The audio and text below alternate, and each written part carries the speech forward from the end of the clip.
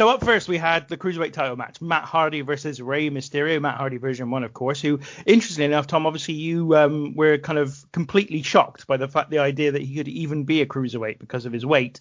And that was obviously part of the storyline, because obviously Shannon Moore, who was his corner guy, was trying to help him get into shape so he could meet the weight limit that the Cruiserweight division had. During the match, Hardy wins by stepping into an attempted Mysterio victory roll and then holding on to the middle rope for the pin. Lasts 5.5 minutes. Old man, your thoughts on this one? It's just a great little curtain switcher, isn't it? Just fast paced. Matt Hardy version 1 was his best work, I think, outside of obviously being part of the Hardy Boys. It's Rey Mysterio and Matt Hardy in 2003. It just didn't let me down. I just enjoyed it.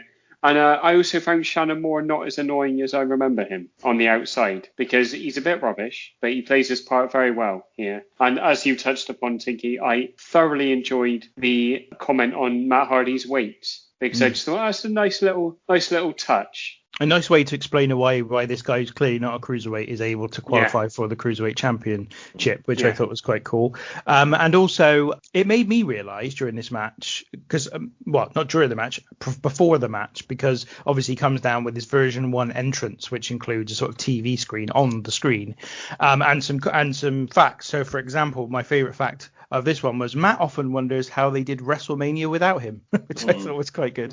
But it made me think about Matt Hardy and actually feel like we may have undervalued Matt Hardy through his career. Like, he has done a number of different things and changed himself up over the years to keep himself relevant and keep himself in kind of work, because in fairness, coming out of the Hardy Boys, who didn't think that Matt Hardy would be the Marty Jannetty of the Hardy Boys? Like, he would just fall away. Jeff Hardy was obviously the more interesting, the more charismatic, the more skilled performer of the two, the more popular.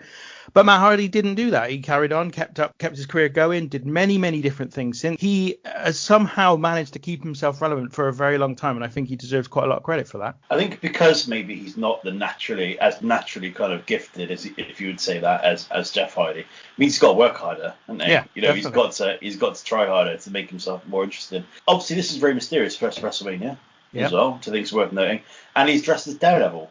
So it's obviously I didn't realise that it was right from this first WrestleMania that he started doing the kind of superhero cosplaying, if you will, during that. But yeah, it was quite a fun match. But yeah, as Matt said, great curtain switcher, great way to just get the action rolling on the night. Yeah, it's a good match. It's 5 minutes long. You can't really, you can't be too impressed by it. I think if it had got another 3 minutes, you'd be like, what a cracking opener. I think as it is, it's a perfectly fine opener that does its job, gets everyone excited to start things off, and starts the card well.